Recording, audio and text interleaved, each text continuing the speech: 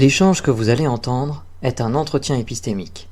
Il s'agit d'une conversation asymétrique dans laquelle on s'intéresse à notre interlocuteur en lui posant des questions. Au travers de celle-ci, nous cherchons à comprendre les raisons qui motivent son avis. L'objectif principal de cette forme de conversation est de passer un moment agréable et mutuellement enrichissant. Salut Nicolas, Ça va, John? ça va? Yes. Merci pour ta patience. C'est parfois un petit peu long, mais donc du coup c'est sympa d'avoir patienté. Ouais, t'es monté assez vite, donc j'imagine que le sujet t'intéresse et que t'as un avis à partager. Bah oui, forcément. Et puis en plus, bah voilà, je fais partie de ces pratiques dites non conventionnelles, même si l'hypnose est reconnue en partie. Mais oui, je dirais. Alors, j'ai un avis qui est assez neutre pour le coup, et pourtant, je sais que je peux avoir tendance à avoir une position assez tranchée sur les pratiques non conventionnelles de manière générale. Mais pour moi, les pratiques conventionnelles ont leur place à l'hôpital à partir du moment où elles ne sont pas reconnues officiellement et où les personnes qui consultent ces pratiques-là sont conscients de ce qu'ils font. Alors attends, je suis désolé, Ouais, j'ai pas compris. Euh, les pratiques conventionnelles, non conventionnelles. les pratiques non conventionnelles ont leur place à l'hôpital si les Si gens elles ne sont savent. pas, ouais, c'est ça. Si elles sont pas officielles, si en tout cas, je te donne l'exemple d'un médium, enfin d'un magnétiseur. Si à partir du moment où on dit pas que le médium a la vérité absolue et ce qu'il fait est forcément vrai, tu vois. Euh, c'est d'ailleurs ce qui se passe, hein, d'ailleurs dans les hôpitaux, c'est officieux. Mais pour moi, elles ont leur place parce qu'elles peuvent. Enfin après, je pense que je vais te laisser poser les questions, mais je pense qu'elles ont leur place à partir du moment où les patients sont réellement informés de cette pratique-là. Ok. Alors effectivement, je comprends un petit peu mieux. Euh, plusieurs choses. D'abord, c'est quoi les pratiques non conventionnelles pour toi? De quoi? Juste déjà, pardon, c'est quoi les pratiques non conventionnelles pour toi? Ben, les pratiques non conventionnelles, c'est des pratiques qui sont simplement pas reconnues par l'État ou par le système de soins actuel. Ok. Et du coup, est-ce que une pratique non conventionnelle n'est pas toujours officieuse du coup? Si, directement, elle est officieuse, oui. Ok. Mais le fait qu'elle soit à l'hôpital, elle pourrait faire croire on pourrait avoir tendance à croire qu'elle est officielle, tu vois. D'accord. Donc, c'est ça veut dire que c'est pas parce qu'une pratique est présente à l'hôpital qu'on va la considérer comme conventionnelle. Ouais, exactement. Ok. Ok. Donc, est-ce, est-ce que ça voudrait dire que par exemple, du coup, je suis désolé, je suis un petit peu tatillon, mais c'est juste pour vraiment bien délimiter les choses. Alors, ça voudrait dire que il faudrait que l'État reconnaisse la pratique comme conventionnelle, c'est ça? Oui, ou en tout cas, il faudrait qu'il y Pour ait qu'elle des devienne. preuves. Ouais, il faudrait surtout qu'il y ait déjà des preuves assez solides pour affirmer que cette Ok. pratique soit reconnue, tu vois. Ok, donc d'accord, je comprends un petit peu mieux le chemin, c'est-à-dire qu'il faudrait que une pratique non conventionnelle, si elle veut prétendre à devenir conventionnelle, il faut qu'elle apporte des preuves scientifiques de son efficacité. À partir de là, elle a de quoi obtenir la reconnaissance officielle, on va dire, de l'État, ce qui fait qu'elle peut devenir conventionnelle. Ouais, c'est ça, ouais. Et dans le cas de l'introduction d'une pratique non conventionnelle à l'hôpital, si j'ai bien compris ta position, l'idée c'est de dire elles peuvent être à l'hôpital à la seule et unique condition, d'une part que ce soit pas quelque chose d'officiel, mais que ce soit fait officieusement, et deux que les gens qui y ont recours soient informés qu'il s'agit de quelque chose d'officieux et de non conventionnel. C'est ça? Ouais, c'est ça. Par exemple, tu vois sur tout ce qui va être coupeur de feu, etc. Souvent, les gens disent que les hôpitaux ont des listes de coupeurs de feu, mais c'est des listes qui sont absolument pas officielles. Et généralement, ils sont pas rémunérés par l'hôpital parce que là, du coup, c'est le problème de l'argent public et Mhm. ce genre de choses. Mais ça veut dire que c'est à la charge du patient qui veut ce genre de pratique, parce que bah du coup, ça c'est pas quelque chose qui est en lien avec l'hôpital et c'est pas quelque chose qui est officiel, tu vois. Ok. C'est cette condition qui pour moi est importante. C'est juste, ok, tu veux avoir un coupeur de feu, tu veux un médium ou ce que tu veux, peu importe. Ok, mais à partir du moment où tu es bien conscient des risques que tu prends, là, je trouve que pour moi, ça a du sens. D'accord. Et du coup, pourquoi tu penses que dans ces circonstances-là, une pratique non conventionnelle a sa place à l'hôpital? Alors, c'est quelque chose sur lequel j'ai beaucoup réfléchi justement, tu vois, depuis un petit moment. Euh, je vais te donner un exemple tout bête. Par exemple, la science aujourd'hui ne peut pas forcément expliquer ce qu'il peut y avoir après la mort ou peu importe. Il Mhm. suffit qu'il y ait des personnes qui, par exemple, je sais pas, moi, on est dans un service, j'ai plus le mot, mais en tout cas des personnes en fin de vie. Bah, peut-être que parfois, quelqu'un qui est médium peut apporter un réconfort qu'un médecin pourra pas forcément apporter, tu vois. Donc je pense que ça peut être intéressant d'avoir des pratiques non conventionnelles dans ce type de contexte-là pour essayer d'avoir une réponse qui peut soulager la personne. Encore une fois, c'est Mm. que à la demande de la personne, évidemment, et c'est pas le médecin qui va dire ah ben je connais un médium si vous voulez, évidemment.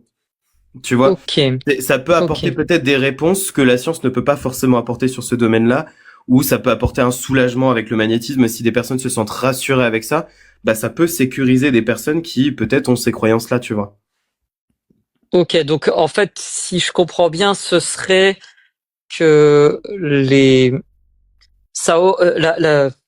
au moins une des raisons pour lesquelles tu penses que ça peut avoir sa place, c'est dans le cas où on est dans une situation où de toute façon c'est quelque chose que la science ne sait pas faire et que la personne le demande. Bah, pas que la science. Là, je te donnais l'exemple de la mort parce que bah, un médecin, qu'est-ce que tu veux qu'il dise à un patient, il y a quoi après la mort à part je sais pas. Même si c'est tout Mhm. à fait loyal hein, et c'est tout à fait honnête et je préfère entendre un je sais pas. Mais s'il y a une personne qui est croyante, bah ça peut être intéressant de faire intervenir quelqu'un qui est peut-être professionnel dans ce domaine-là, qui est convaincu de quelque chose et qui peut essayer de rassurer la personne. Tu vois, je parlais vraiment que de ce domaine-là. Mais par exemple, on sait que le magnétisme n'a pas forcément d'efficacité, mais si ça peut soulager quelqu'un, par exemple sur des brûlures, et que Mhm. on sait qu'il n'y a pas de conséquences graves parce que derrière il y a une prise en charge qui est faite, bah j'ai envie de dire en fait c'est que du plus, c'est tant mieux en soi, tu vois. Ok, ok. Donc du coup, j'ai un peu l'impression de comprendre que en fait c'est voilà le truc bonus à partir du moment où tout le reste est déjà assuré et où on sait que ça peut pas faire plus de mal que de bien, c'est ça? Ouais, c'est ça, c'est la cerise sur le gâteau en fait. C'est Ok, ok, ouais, c'est ça, exactement. ok. Et du coup, ça implique, si j'ai bien compris, que la personne elle soit quand même au courant que ben on accédera à sa demande, mais que c'est pas un truc pour lequel il y a des preuves d'efficacité. C'est juste que bah si elle y croit, ok, pourquoi pas. C'est ça. Ouais, exactement, c'est juste pas faire signer une décharge non plus, tu vois, mais c'est juste dire bah voilà, OK, tu veux faire appel à un magnétiseur parce que c'est nécessaire. Mais voilà, c'est quelque chose sur Hmm. lequel on bah ouais, c'est ça, c'est juste dédouaner l'hôpital et juste apporter un élément en disant que bah il n'y a pas forcément de preuves particulières par rapport à ça, mais si ça te soulage, c'est OK en fait, ça fait aussi partie du travail de l'hôpital indirectement. Ok. Est-ce que en dehors de ces cas de figure où ça pourrait faire plus de mal que de bien, tu verrais des cas où ça serait quand même pas acceptable de faire ça à l'hôpital, enfin Ouais, d'accepter ça à l'hôpital. ouais, eh ben alors tu vois, c'est un peu ça va rentrer un peu en contradiction avec ce que j'ai dit, mais des pratiques qui rentreraient en contradiction avec les soins conventionnels. Donc par exemple, tout ce qui va être médecine chinoise, parce que ben indirectement, on est déjà dans une forme, on est dans la médecine avec l'hôpital, donc la médecine chinoise peut rentrer en contradiction même avec les soins qui sont proposés. Hmm. Tout ce qui va être naturopathie aussi, parce que du coup, ça propose des remèdes qui sont naturels, qui peuvent entraver le lien direct avec les médicaments. Tu vois, toutes les choses Ok, qui pourraient rentrer en ok, contradiction et en défaut de la médecine ok. traditionnelle, tu vois. Ok, ouais. Si je comprends bien, en fait, bah, quelque part, ça rejoint le cas que tu évoquais, c'est-à-dire que si la pratique implique qu'on abandonne d'une manière ou d'une autre la prise en charge normale, alors on peut s'attendre à ce que l'effet négatif soit supérieur à l'effet positif, Hum, et donc du coup là, on est dans un cas de perte de perte de chance ou quelque chose comme ça, et donc ouais, voilà. Ok. exactement. Est-ce que par exemple alors, je vais te proposer une situation pour voir, mais l'idée ici, c'est surtout d'essayer d'envisager jusqu'où est-ce que ça serait ouvert à n'importe quelle pratique qui ne rentre pas dans ces cas de figure-là. ou pas. Imaginons par exemple que j'ai une personne qui entre et qui dit bah moi ma croyance fait que qui se trouve voilà à l'hôpital etc. et elle dit bah voilà moi ma croyance fait que euh, je me sentirais soulagé si on faisait des sacrifices d'animaux pour invoquer les divinités qui me guérissent. Euh, Est-ce que ça pourrait entrer dans les pratiques non conventionnelles à l'hôpital ou est-ce que ça franchirait une limite et si oui, laquelle? Bah, ça franchirait. Bon, là, après, c'est vrai que tu prends l'extrême, mais je vois où tu veux en venir. Ouais, en fait, je fais exprès Oui, oui, juste oui, oui. pour essayer de redescendre progressivement Ouais. jusqu'à ce qu'on arrive à identifier s'il y a une limite autre que celle que tu as déjà définie. Oui, oui, oui. Ah ben en fait c'est simple, il va y avoir une autre limite qui est le cadre légal, parce que bah, tout ce qui est sacrifice d'animaux légalement parlant, je suis pas sûr que Hmm. c'est autorisé. Donc et puis là en plus c'est ça relève de quelque chose qui est qui vient sur le cadre légal. C'est-à-dire que là du coup ça va impacter directement aussi l'aspect juridique. Donc là évidemment que l'hôpital ne doit absolument pas accepter ce genre de Ok. pratique parce que Et bah, du donc coup du coup, si ça c'était change pas un aussi. sacrifice, si c'était pas des sacrifices d'animaux, mais juste quelqu'un qui disait, ben moi, j'ai besoin de faire appel à quelqu'un qui fait des prières et qui fait de la, je sais plus comment ça s'appelle, cette mancie qui consiste à lire dans les entrailles. Euh, mais on prendrait un truc, voilà, un animal qu'on n'a pas sacrifié pour ça, mais juste dont on a acheté les entrailles à un abattoir quelconque parce que c'est un animal qui est destiné à la consommation. Est-ce que ça serait quand même acceptable à la- à l'hôpital? Je pense pas pour le coup.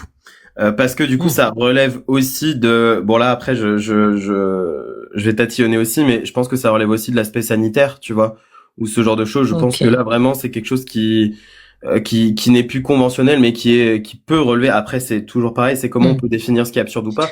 Même si on s'assurait que les conditions sanitaires sont respectées. Je serais entre deux, tu vois, pour le coup. Ah, d'accord. Et qu'est-ce qui fait que tu serais entre deux?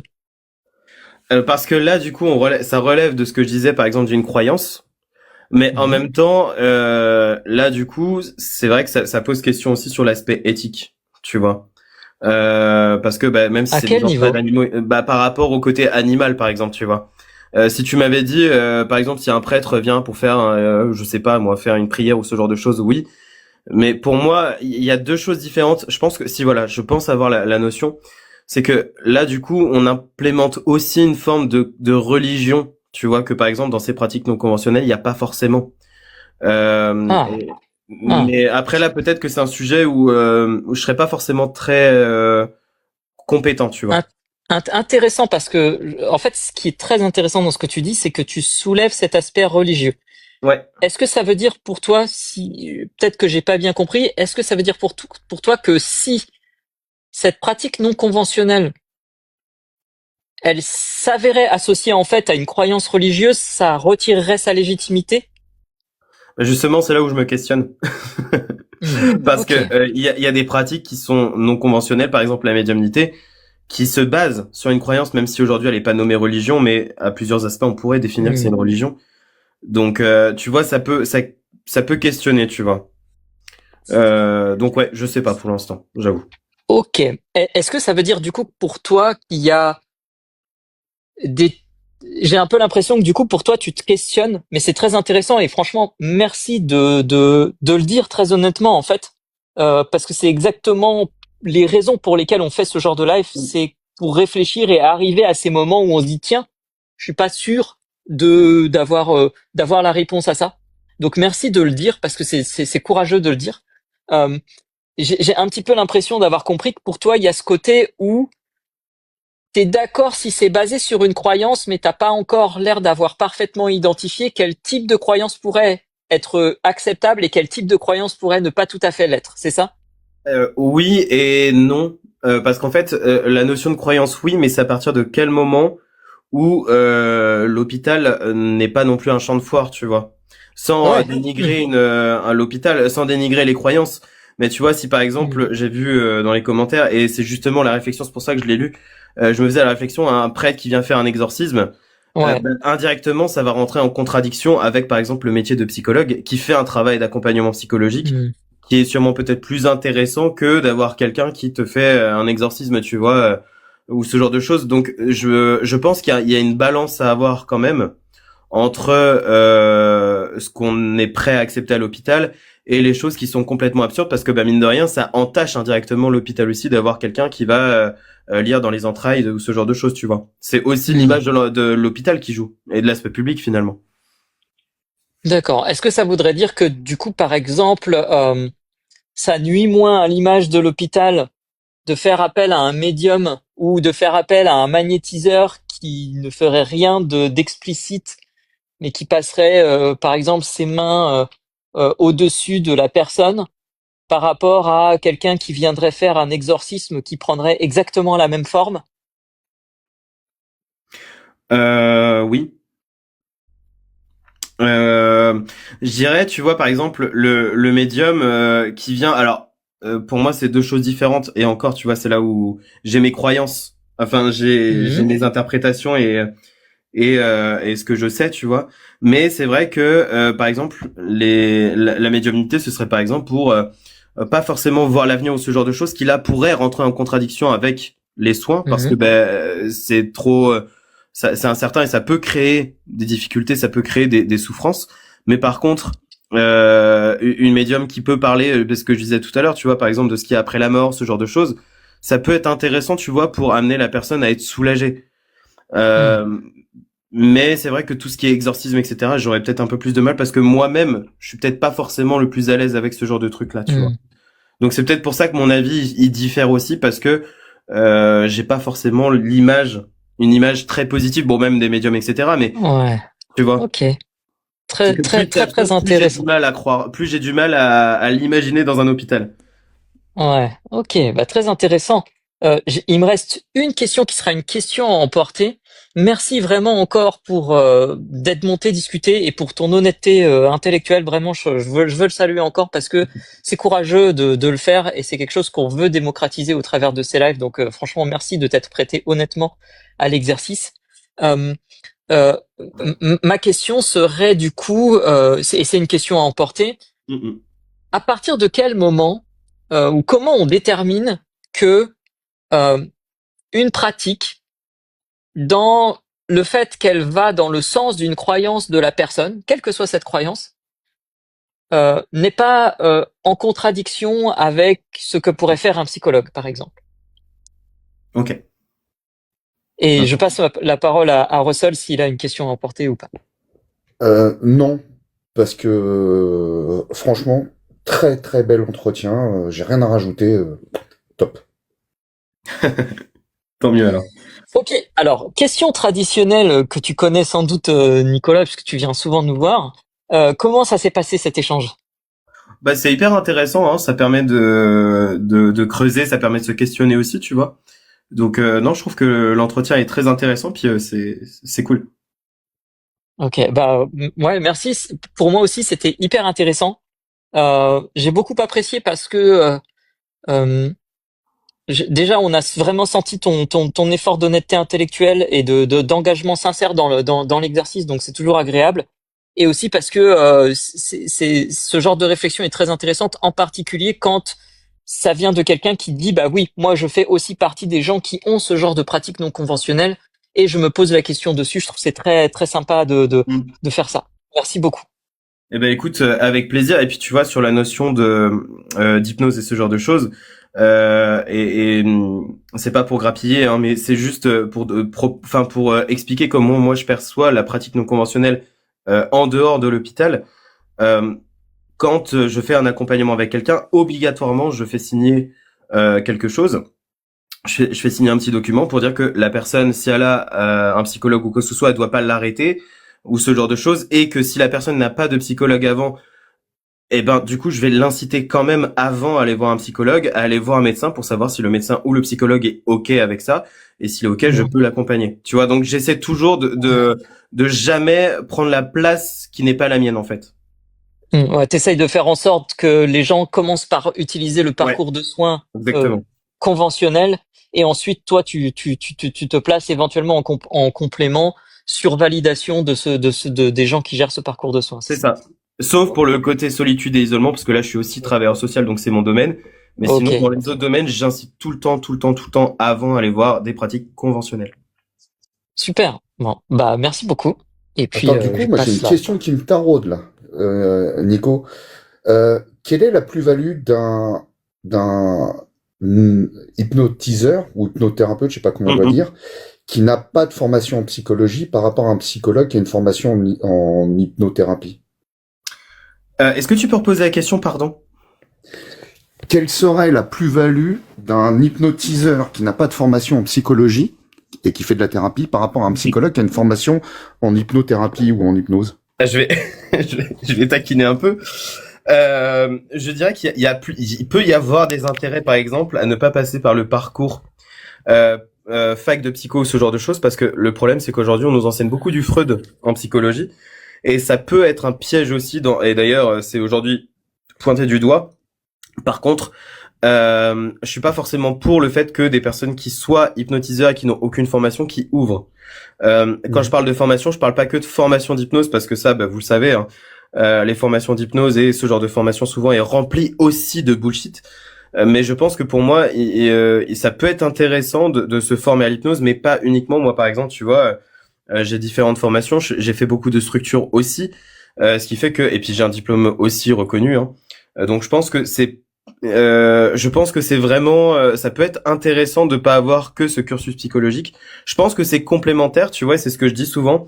Il faut imaginer que dans une thérapie, il y a une sorte de frise chronologique, c'est souvent l'image que je donne pour que ce soit compréhensible, que le psychologue, lui, va travailler sur la frise chronologique complète, et que parfois, bah, ça peut être intéressant de faire appel à quelqu'un qui est extérieur, donc un hypno par exemple, pour travailler sur un aspect de la thérapie complète, par exemple l'anxiété. Ça peut être intéressant de travailler que sur cet aspect-là et que le psychologue, lui, continue à faire son travail de manière générale, tu vois. Donc je dirais que ça peut être complémentaire sur cet aspect-là. Et du coup, Freud, il faisait pas de l'hypnose à un moment donné de sa vie? Si. Pardon. Il a fait l'hypnose, mais c'est malheureusement ça donne pas forcément une meilleure image, mais voilà, mais c'est vrai que les formations aujourd'hui en hypnose, la plupart du temps, sont mal faites. Et ça c'est problématique parce que bah forcément ça donne pas une image de l'hypnose qui est concrète, quoi. Donc voilà. Je vais en profiter pour répondre à Eva qui demande Freud, vous en pensez quoi? Je vais répondre ma phrase habituelle. Chez Freud, il y a du bon et du nouveau. Le problème, tout ce qui est nouveau est pas bon et tout ce qui était bon n'était pas nouveau. Voilà.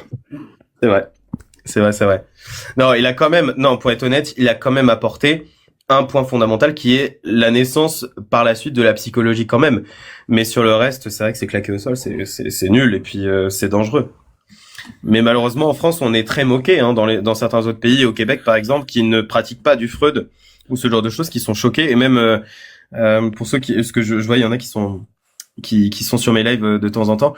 Ateya, qui est une amie à moi, qui est en fac de neuropsy en Belgique, qui n'a jamais eu un cours sur Freud. Et les seules fois où il y a Freud qui revient, c'est quand c'est des psychologues français qui viennent en Belgique pour parler de psychologie.